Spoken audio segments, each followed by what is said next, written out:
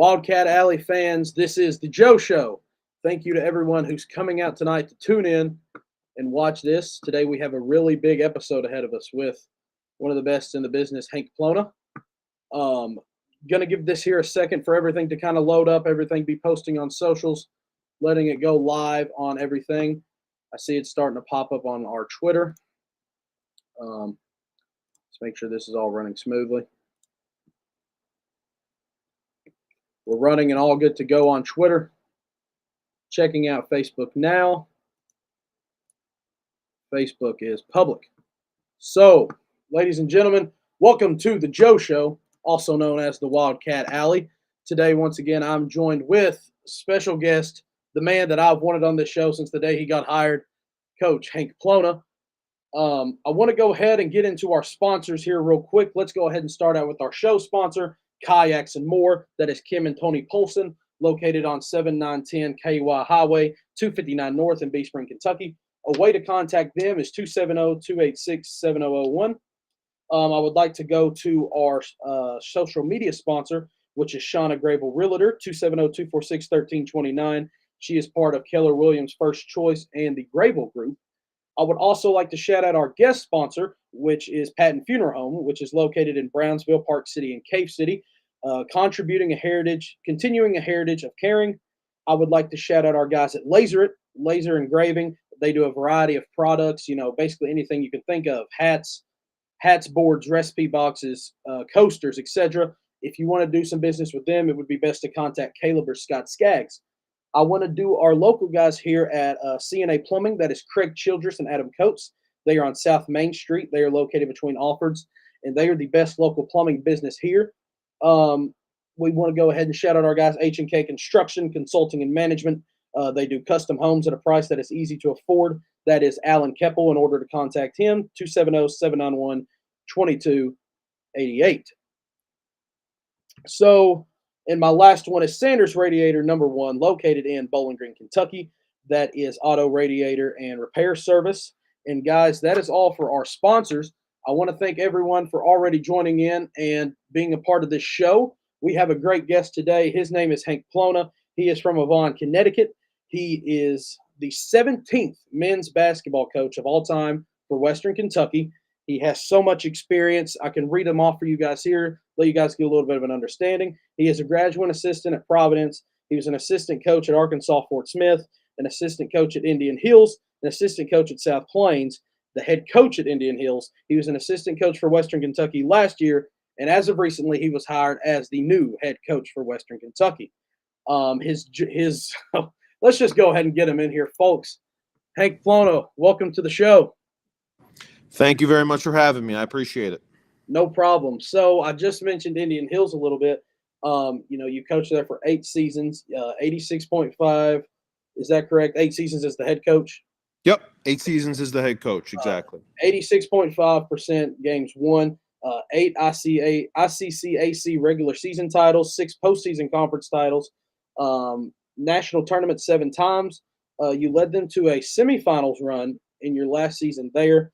And in your whole career there, you were 62-7 in conference play as the head coach. And here's my favorite stat out of all of those. 12 players were All-Americans, 42 were All-Regions, and 59 went on to play at D1 schools, and 20 are playing professionally around the globe. That personally to me is my favorite stat.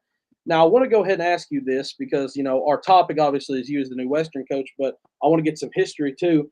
Tell me a little bit about Indian Hills and your experience there.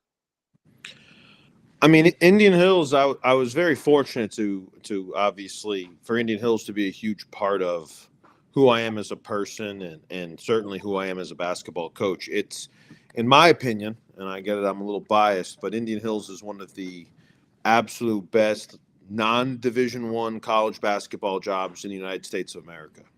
I think there's a tradition, there's an expectation, there's a kind of a legacy long before I ever got there. That as a head coach, I was fortunate enough to get the head coaching job there at 29 years old. So I got that at a very young age, relatively, for I guess getting a chance at a spot like that, and it, and to me I was completely good. If Indian Hills was the best head coaching job that I ever got in my career, I was going to Yeah. be completely content. It was a thrill. It was a joy. It's not a place that ever, even at the end of 8 years, I wanted to leave. I never wanted to leave there. Obviously, Ottumwa, Iowa became home, and the people. It's a place that really welcomes you and brings you in, and obviously basketball wise, that has the support and resources to have a very successful program. They won the national title in junior college in 1997, 98, and 99, kind of a historic three-peat where they won 86 or 89 games in a row. There's a banner in the gym. I looked at it every day. It's something like that. And really consistently since then, they've been successful. In between when 1999 and when I got the job, and then I think we did a pretty good job at trying to kind of uphold that legacy. So it's a place that it's a miniature WKU on some Yeah. levels. A lot of tradition, a lot of history. People care. You have to win, but if you work hard and you bring in the right people and players and you give it your best every single night and you become part of the community, they love you forever for it. So I really enjoyed my time there. We were fortunate enough to coach some great players. I had some great assistant coaches that are now doing well. I agree. I think what I'm most proud of is just the amount of people, players and coaches that they kind of came in, that touched that program, and that are all in great places in life. Their lives have changed, their lives have improved, and then obviously the relationships that I have with all those people today. So it was definitely a great 8 years, and it kind of probably helped kind of shape and form who I am today. Yeah, 100% agree with you. So I had mentioned the semifinal run. Talk to me a little bit about the 2022-2023 season there. We had a good year. I really haven't thought about it in depth in a while. Obviously, the two, let's say, I hate ever saying best players, but the two kind of probably lead scoring type guys on that team were Don McHenry and Enoch Kalambe, who are both here at Western with us.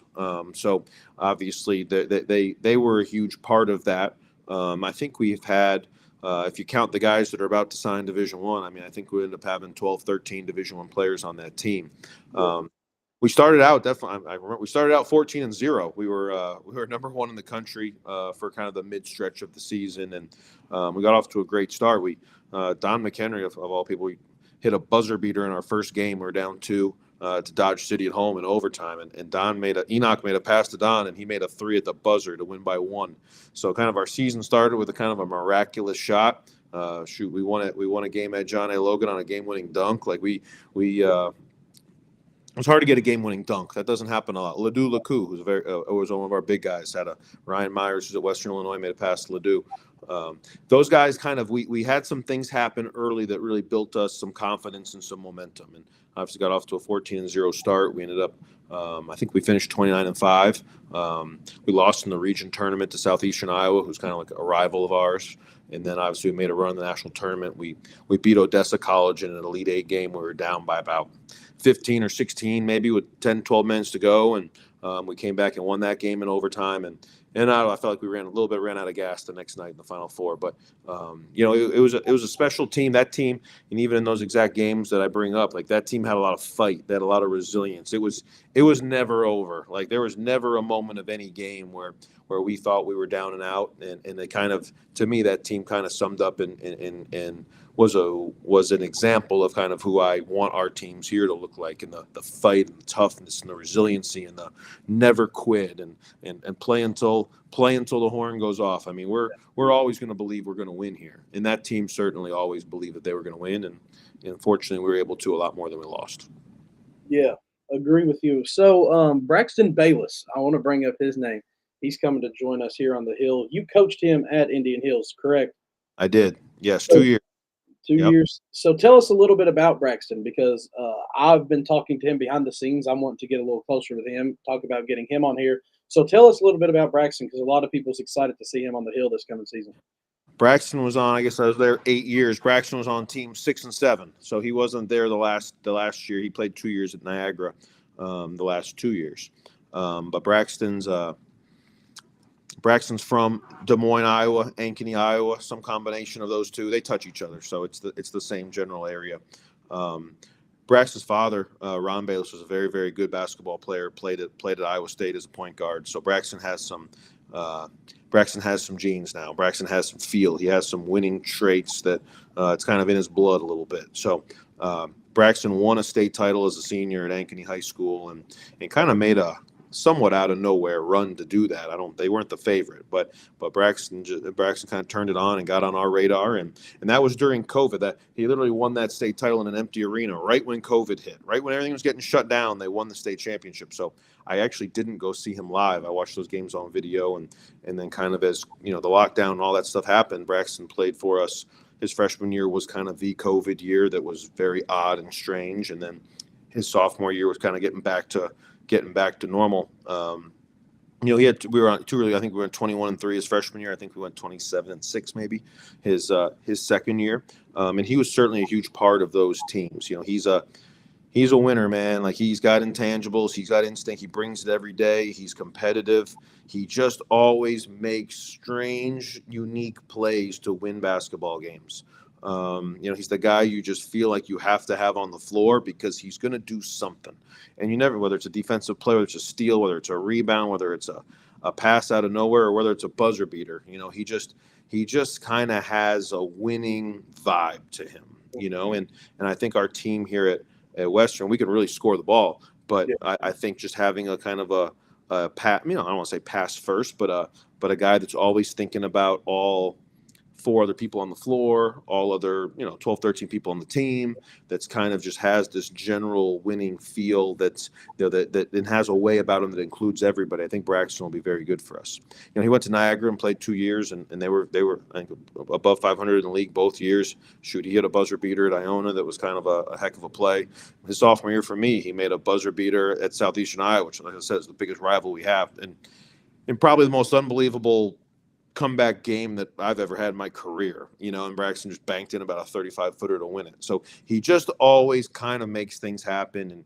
And I mean, I know he's so excited to be here and so excited to play on a team that, obviously our whole goal is getting back to the tournament and winning games. We want to build off what we did last year, and Braxton's a guy that I think can really help with that.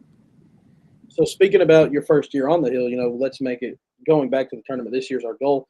Talk to me a little bit about your first year on the Hill. Talk about the fan base that Western has and being at EA Diddle Arena. Yeah, I mean, obviously, I think I don't think I'm informing anybody of anything new. It's a special place to be. Bowling Green's a special place to be. Diddle's a special place to be. Being part of the basketball program here in any role. I mean, I'm trust me, I'm aware as the head coach now. It's an unbelievable honor and privilege, and I don't take it for granted. But man, being any part of this program at all, everybody's important. And everybody plays a role, and just being able to experience it firsthand for a year. I mean, there's no better preparation to understand the passion and the desire for success and winning. Absolutely, winning is a huge part of that. But just to see guys that that wear that Western uniform and represent who we are, in this community, and who we are in this part of the state.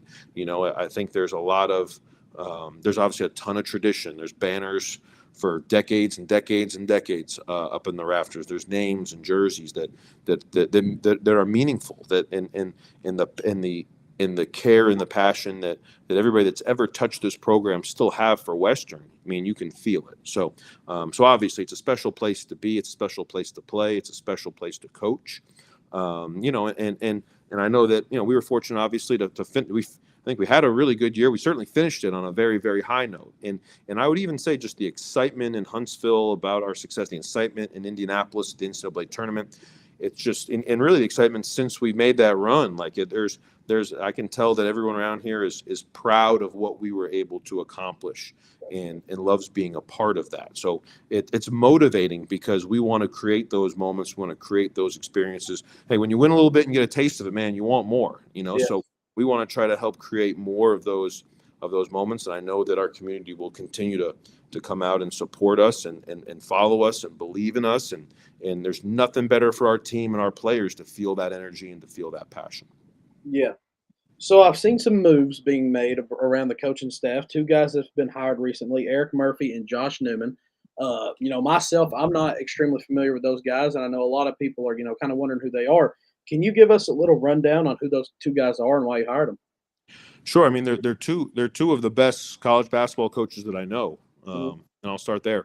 I worked for Josh Newman at the University of Arkansas at Fort Smith. So he's one of the people that I guess helped kind of shape or form my mentality and my mindset and kind of how I think about coaching college basketball. Josh was a head coach, I guess 3 years at junior college and then 12 years at NCAA Division II before he went to Pacific as an assistant coach and I guess think was the associate head coach technically. So Josh has coached a lot of games, and he's won a lot of games and he's helped a lot of players move on and have great lives and great careers. And I know that we align in how we think about coaching college basketball and what goes into a successful program. So I think his experience and, being at the 4-year level and being at Fort Smith, Arkansas is a community very similar to Bowling Green. It's, it's the most similar that I've lived in. Let's put it that way. So I think there's very similar, this is a bigger scale now, don't get me wrong, but I think that his experience at Fort Smith and at UTPB as a head coach will be very valuable. Eric Murphy was the head coach at Florida Southwestern State Community College the past 6 years. And in my opinion, he's one of the best coaches at any level.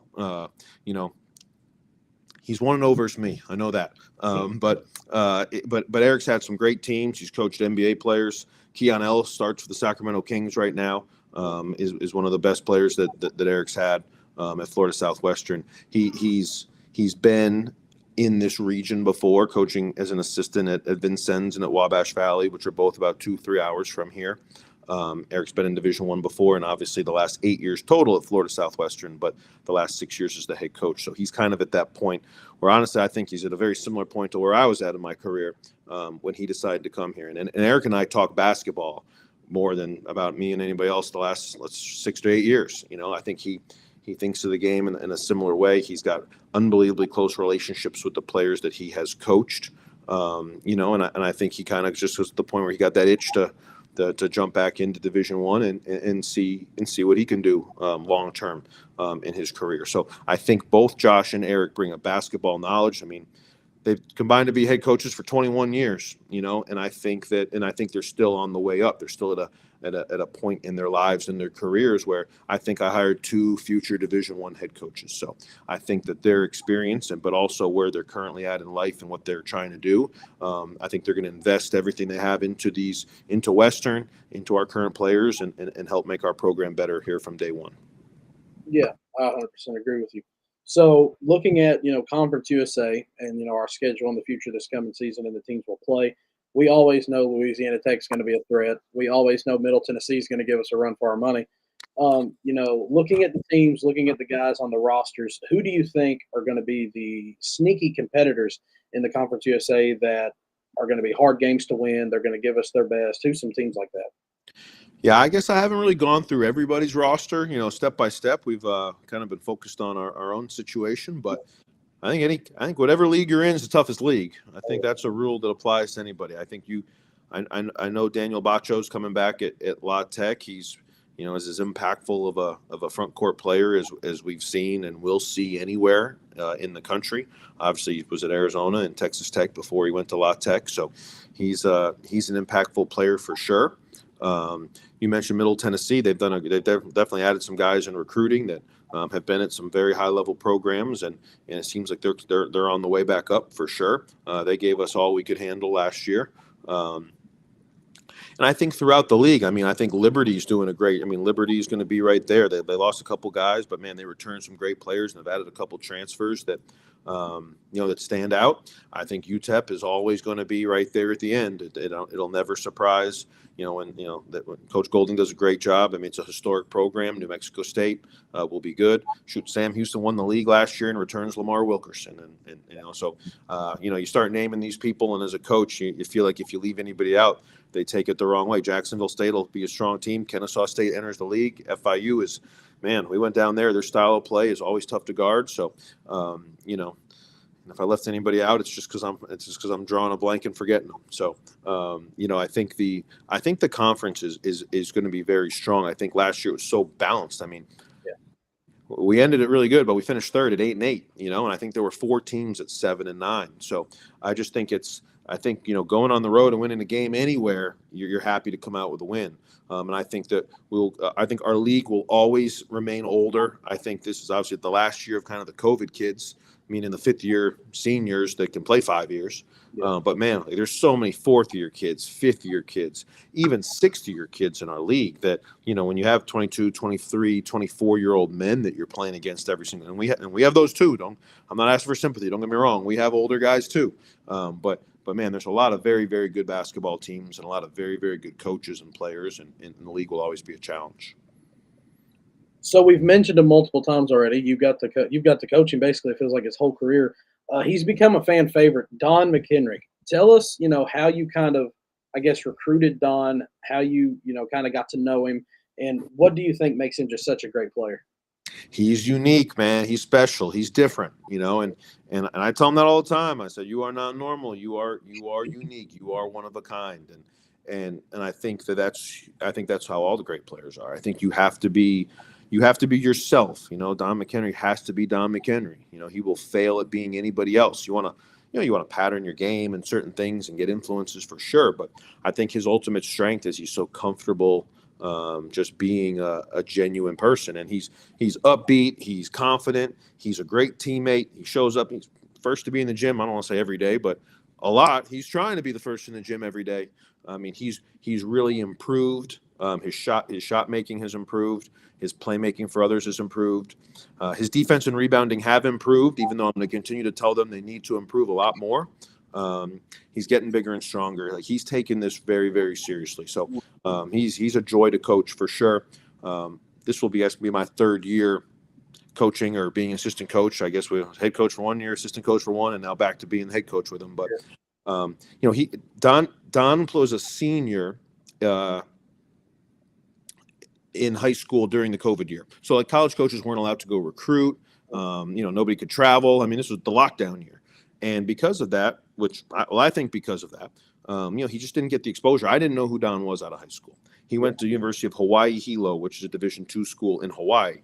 There was somebody on staff that was from Milwaukee that he knew, and there's a connection, and it was a great opportunity for him. And as a freshman, he made a name for himself. They actually, speaking of Josh Newman, they actually played Pacific in a game in November, and I remember right there, Josh said, "Hey man, there's a Milwaukee kid at Hawaii Hilo that I don't know what he's doing out there, but this kid can go." And then they played Northern Colorado, and I know some people in Northern Colorado that told me the same thing. So I had heard about him throughout the year, and kind of just kept my eye on him from afar. We're always trying to at Indian Hills, you're always trying to find that guy that feels like your opportunity will help them get to where they want to get to. That's what junior. I want the guy that's hungry. I want the guy that wants more. And when Don went in the portal, I reached out to him, and obviously we're somewhat close to Milwaukee, so he and his family came down and spent a couple days with us, and he felt comfortable. And man, from the start, I mean, I guess you never know that a player will be different and have the impact that he's had. But I was very confident now. Like I don't think we've touched anywhere close to as good as he's going to get. Yeah. I mean, he was a first-team All-American for us at Indian Hills that last year. Had a great team. Like I said, he made a buzzer beater in the first game, so we got off to a really good start. And he's just taken off from then. He has a confidence to him, but he has a coolness to him in a good way. Like teammates love playing with him, which is unique when you're such a good scorer, because he's not selfish at all. Like, he is a winning-oriented, team-oriented, elite teammate and winner, in my opinion. So he had a great year at Indian Hills. And then when I decided to come here, obviously I wanted him on the team. Yeah. But always, I only want him to come if he thinks it's in his best interest and he thinks it's a great opportunity for him and his family's comfortable with it. So, kind of presented this option, and I think he was excited about it. And I don't know. I don't pay a lot of attention to what others think, but I get the impression that he wasn't that he surprised some people maybe at the beginning with how well he played, and I don't know that I was surprised, but I don't know what he could do to surprise me, because I think he has it. I think he's going to keep getting better.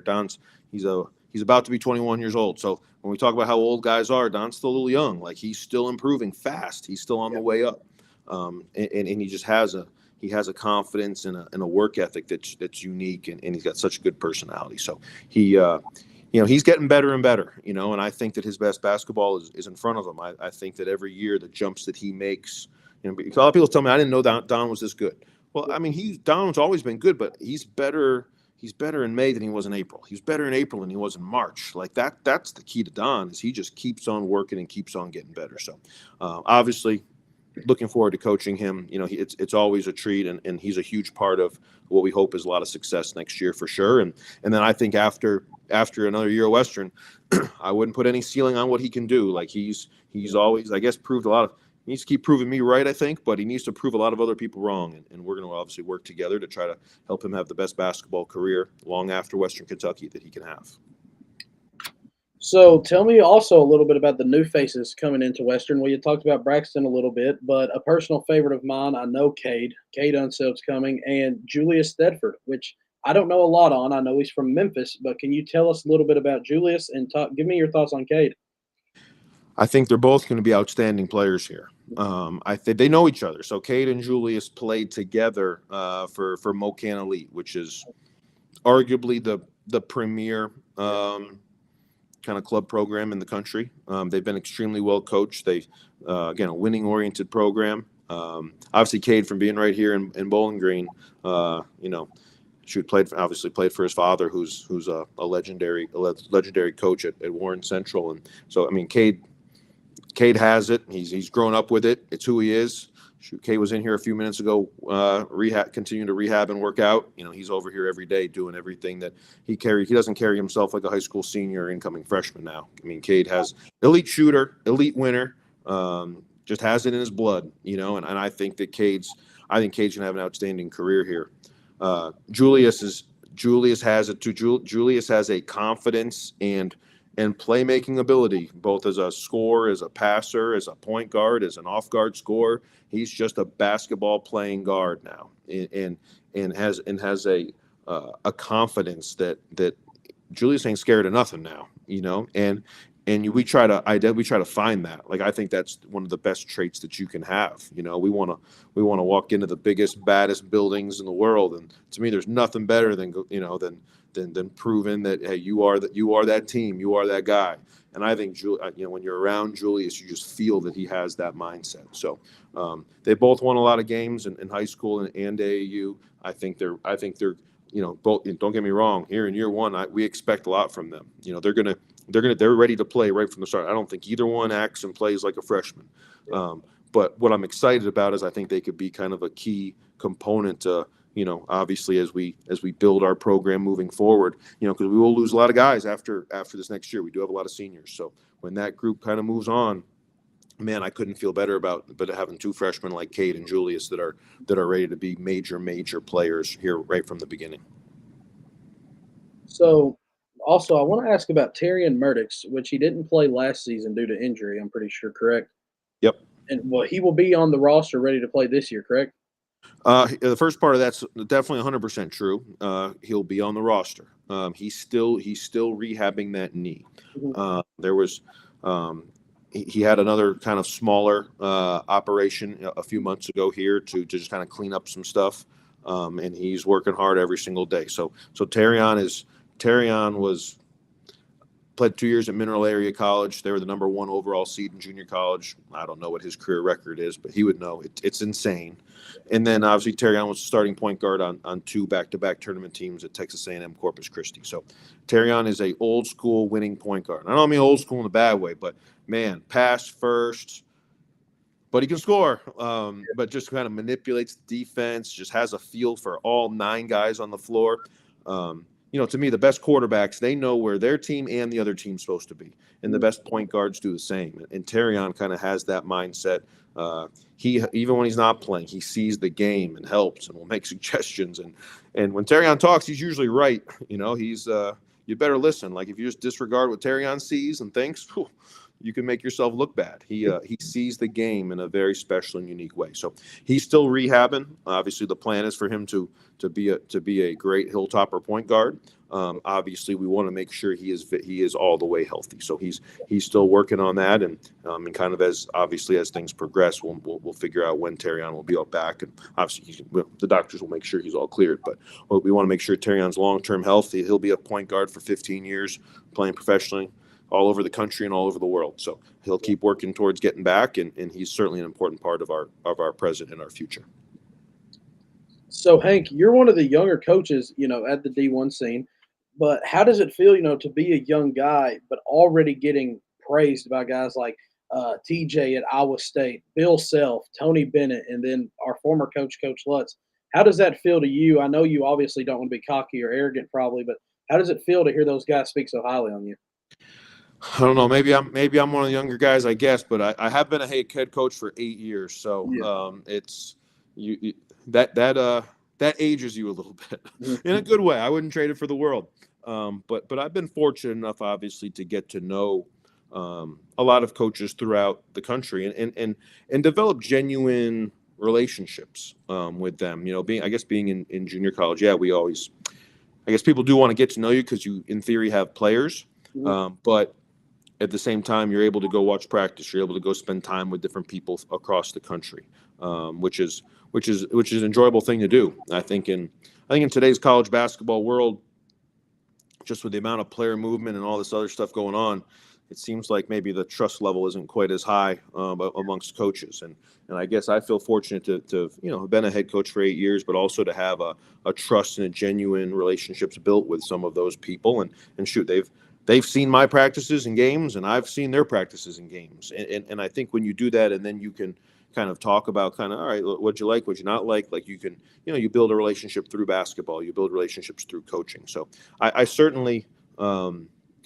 I feel fortunate that I've gotten to know a lot of people that have been successful. And I think I try to be a sponge. I don't know. I worked for Steve Green at South Plains, and Steve Green, in my opinion, and I think a lot of people's opinion, is the best junior college coach there's ever been. If Steve Green was coaching at Western Kentucky or at Texas Tech or wherever he could be coaching, I think he'd be a guy that would be well known as one of the best coaches in America. And the one thing I learned from Coach is, Coach Green never thinks he has all the answers. He's always looking for how to get better. He's curious about how to improve our team, improve offense, improve defense, and so I think that I kind of learned that from him. So as I've gotten to know different coaches and they've seen my practices and games, and I'm always asking what people think. I'm always asking you talked about, I guess, where we've been and our accolades and stuff like that, but man, I want to do better. I want to win more. I want our players to do even better. I want them to think that this is the end all be all. And I think the way that you do that is to continue to get to know people, and you continue to build those relationships. So yeah, I guess it's always good, to hear people talk, positively about you. And there's a lot of great coaches at every level in the United States, but I've been fortunate enough to get to know, those guys that you mentioned, and also a lot of others. And I do, obviously I in those 8 years in Indian Hills, I took a lot of pride in having one of the best college basketball programs at any level, and we'll do the same thing here.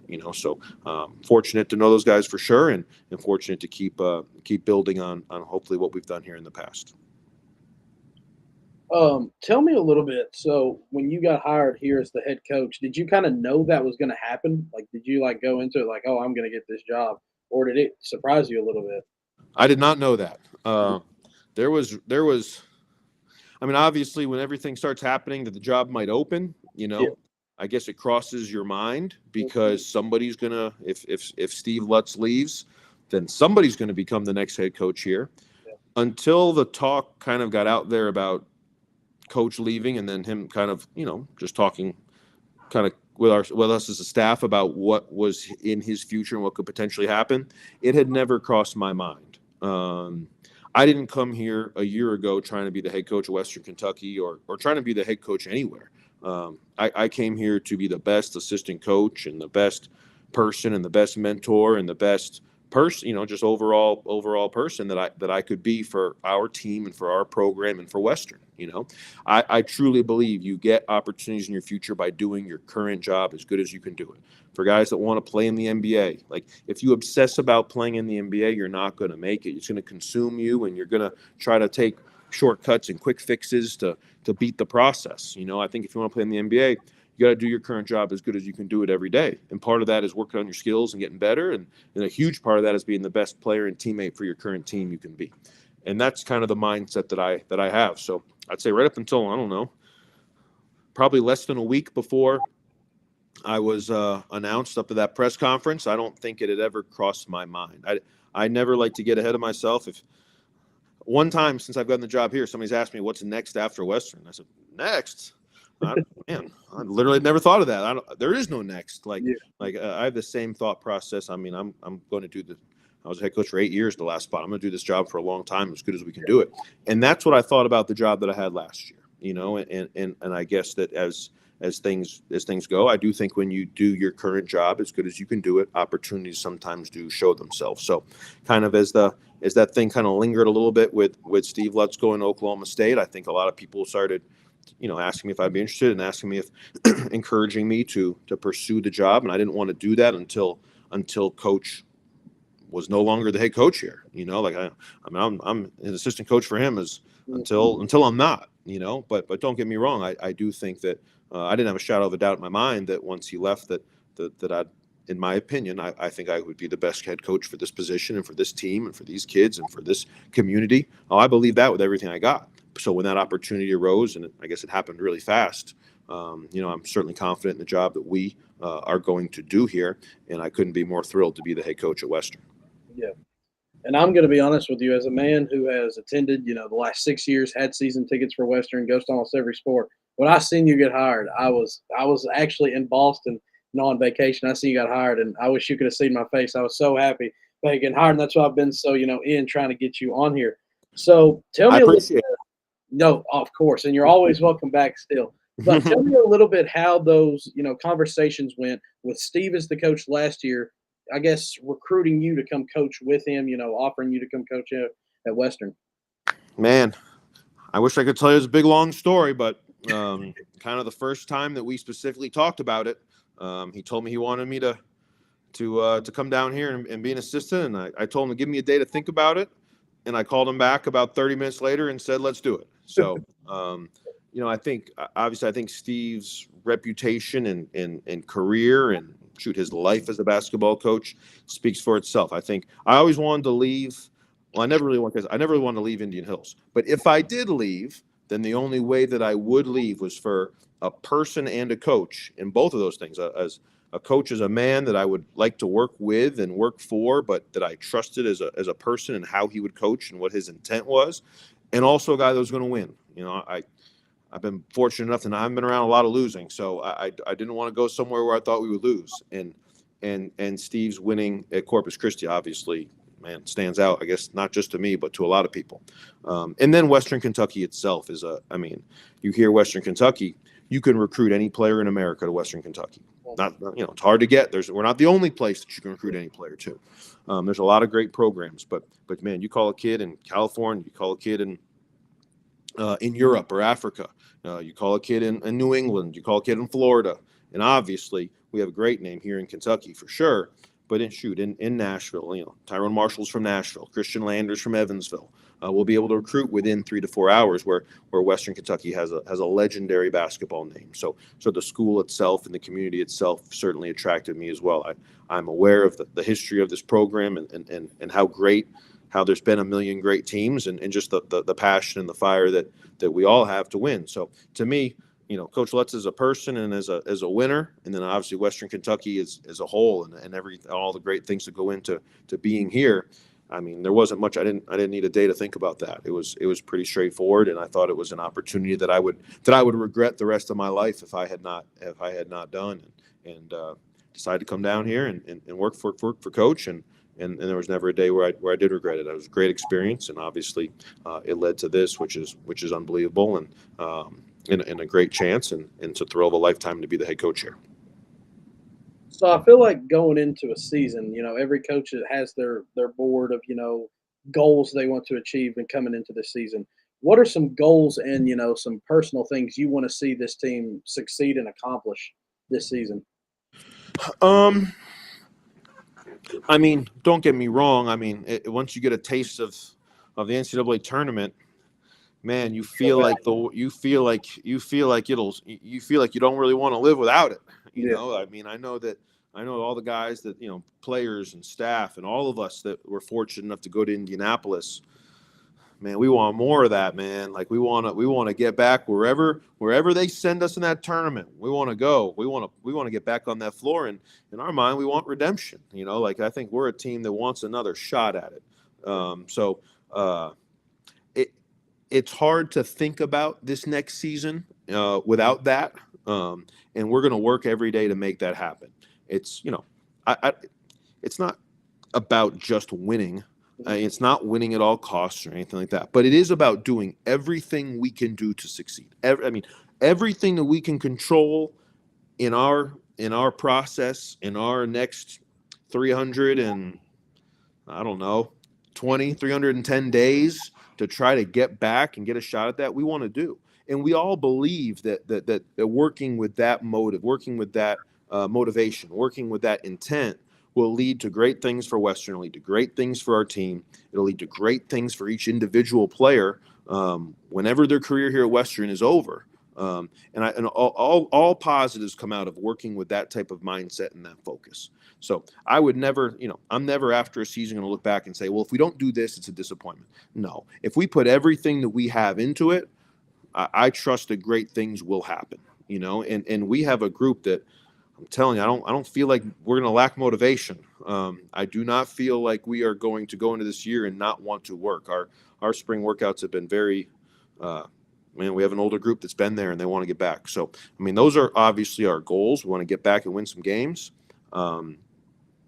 At the same time, I think that we believe that by working together every single day, that will lead to great things for our team, for our program, for our community, for our fans, and certainly for each individual person within our program. That if we have that incentive and we work together to accomplish those things, that everybody will benefit from working at that level.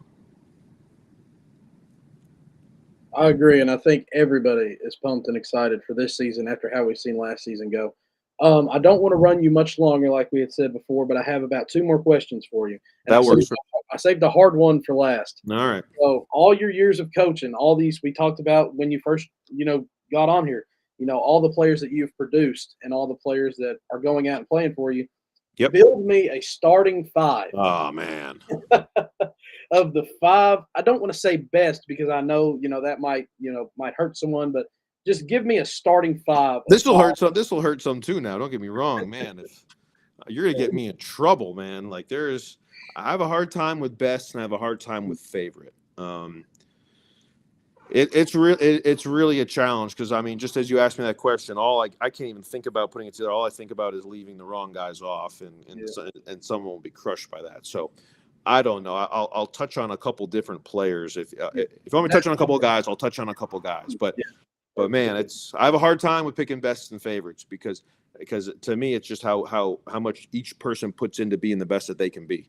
And the guys that are Curtis Jones is currently playing at Iowa State. He had 0 Division I offers, 0 Division II offers out of high school. To me, he is reaching his potential. He had 26 points in a Sweet 16 game last year. Like he stands out. Tyon Grant Foster's got invited to the NBA draft combine. Tyon is, to me, if I had to pick one guy that was the most, wow, I can get this kid when I saw him, it would be Tyon Grant Foster. Like he is, to me, he is just that guy always in my eyes. Like he's special. He's different. And obviously he played 2 years for us, was a great player, went to Kansas, went to DePaul and had a heart issue. He missed about 18 months with a heart issue, as serious as it gets. And in those 18 months, he still thought he was going to make the NBA. He still thought he was going to come back. And you get to the point as a coach where you don't want to take the wind out of anybody's sails, but you want him to. You also just care about his life. Hey, Tyon, it's okay if and he has this unbelievable resiliency that you can't even talk to him like that because you feel like you are breaking his heart if you say that. And then, sure enough, he averages 20 points at Grand Canyon this year. They make the tournament, and he's in the NBA draft combine this week. So, I talked to Tyon yesterday. Like he's in that group for sure. My first year at Indian Hills, Emmett Holt transferred in from Indiana. Nooney Omot was a Division II transfer that went to Baylor. Rion Holland transferred in from Wichita State. See, now I get in trouble when I start naming them. Kevin Zabo, Dante Carruthers, Trey McCallum. Those guys were all like I always have Dedrick Lee, George Rosa, DeJounte Bennett. Like it's hard to start naming them because those guys, like that first team always means something to me because of the trust that they put in. Obviously, Don and Enoch are in that group as guys that have put the trust in what we do. See, now here we go. Now I feel like I'm gonna start leaving guys out. So it's I'd say Ivan Orekoeche was the most dominant player we had at Indian Hills. He had games of 20 and 20, and he went to New Mexico State and made the NCAA tournament there, and he's playing in the A-League in Spain. And I guess the last one I'll mention is Thomas Woldetensai, who played for me for 2 years, went to Virginia. He's in the A-League in Italy right now. Thomas was a unique player at a unique time for me and for us. But see, I have a hard time with the five, man. Antonio, I can feel Antonio Williams and Malik Jacobs and Shane Gatling and those guys all saying, "Man, what about me?" So, and those three are all special too. So it's hard to start going through. Drake Jeffries is playing in the G League right now. A D2 kid that sometimes we had to instill confidence into to keep going. So all those guys that I coached, and trust me, I'm leaving out a group of probably 12 that if you put a basketball team together and have those 12 I didn't mention, they'd say, "Man, Coach Hank, we'd smack those guys you just brought up." So it's certainly once you coach, I guess as a head coach for sure, those are all guys at Indian Hills. Yeah. Once you coach that long as a head coach, man, every single person and player really does mean a lot to you. Well, you gave me a starting 25, and there you go. I like it. We got to start. That's as good a way as I can get out of picking. That's just as good as a starting five. So I'm going to end you off with this one because I'm still in high school. I'm a sophomore, and I got a lot of my buddies watching. Even our high school coaches are watching. And I want you, as a D1 coach, all these guys you've coached, being in the JUCO scenes and stuff, give some advice for younger coaches and high school players. Just give them some advice. Man, I honestly, and it sounds corny, but just keep going and getting better every day. I don't compare your own path or your points per game, or if you're averaging 9.5 points, don't obsess about getting that into double digits. Don't obsess about the things that you can't control. Like just get a little better every day, and shoot the guys that I brought up a couple, Drake Jeffries and Curtis Jones are two examples. Don McHenry's one, Nuni Omat's one. Those guys didn't have Division I scholarship offers out of high school, and I almost feel bad saying that now because I don't want to embarrass them, because they're professionals, they're elite, they're great, but those guys would never compare their path or their journey to somebody else, or said, "Man, I'm better than that guy," or "Why does that guy get to play?" Like, hey, those guys, the guys that had no Division I offers, Don McHenry, Nuni Omat, Drake Jeffries, Curtis Jones. I have zero examples of those four guys ever complaining about playing time or ever saying something, envious of a teammate or envious of a person who's success. You got to run your own race. Like the time in the gym makes you better. Time watching film makes you better. Time learning and talking to coaches and people that have experience, that all makes you better. Time thinking about other people, that brings you backwards. That's a step in the wrong direction. If some guy gets, you're trying to play for some certain AAU team and you don't make it, or some other kid gets picked up, man, I'm better than him. Oh, now you're going the wrong way. Like, don't do that. Like, try to make sure you get on to a different team and then practice every single day, because you'll run into that guy again. There'll be another situation where the ball will be on the court, and there'll be an opportunity to show how your team and you compare. I guess the last thing I'd say is be the best player for the current team you're on. Like, I think there's a lot of TV discussion, and I have a hard time watching ESPN during the day, and I get it. The debates get clicks and all that. Who's the GOAT and who's this? But man, like, I think the best players try to be the best player for that team that they're on.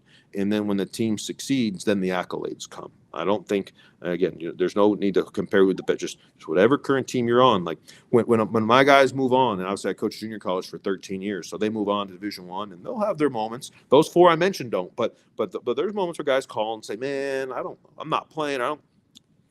I don't have the answers as far as what that kid should do exactly to get on the floor. Listen to your coach is the best answer. And sometimes sometimes young people don't like hearing that. But man, all I can do is say, keep your head up, keep showing up every day, be the first guy in the gym. All I can say is the very general things that apply to any team.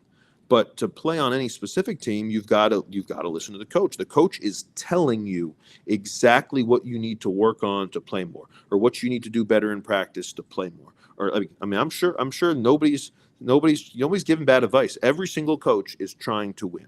Okay, maybe some coaches know better than others how to win, but every single coach is trying to win. So if you're trying to play on your current team to help that coach and that team win, you got to listen. You guys got to take it all in. It's no player's job to evaluate if a coach is right or wrong. So I just think trying to be the best player for that current team and trusting that giving all your energy to that will lead to success. I 100% agree. And once again, Coach Hank, thank you for coming on the show today. And it means a lot to me. We had a lot of people in here watching, and it was a blessing. And once again, you're welcome to come back on here anytime, ever again. So, and I wish you the best of luck this season. I can't wait to see this team. I hope everything goes great, leading up to that season. And Awesome. We need everybody watching to come to Diddle now. yeah, let's To fill come out out. Diddle. Hey man, I can't quite because it's not all set in stone yet. But when our schedule comes out and we see the first game, the home game to start the season, we need everybody here.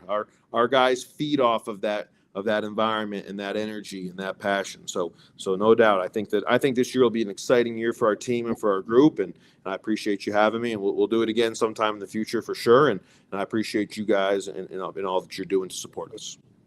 Yes, thank you. And thank you again. And you heard them. Let's fill out Diddle this year, and especially for that first game. Coach No Hank, doubt. thank you for coming on. Awesome. Thank you. You're welcome. Ladies and gentlemen, that was our interview with Coach Hank Plona. Thank you, everyone, for tuning in. As you know, right now, we're in a little bit of doing some things with branding, name changes, working as a whole as the organization, the Joe Show Wildcat Alley. So you're going to have a lot of updates coming. We got 2 more episodes this week. We have one Thursday I'm trying to work on with who we talked about in this, Braxton Bayless, who's coming to join us at Western. And then Saturday with Glasgow's new head coach, Brandon Stockton, former Kentucky Mr. Basketball, and played at the University of Kentucky with a guy a lot of us know, Rajon Rondo. So I want to thank everyone once again for coming out and watching this episode, and I hope everyone has a blessed day, and be sure to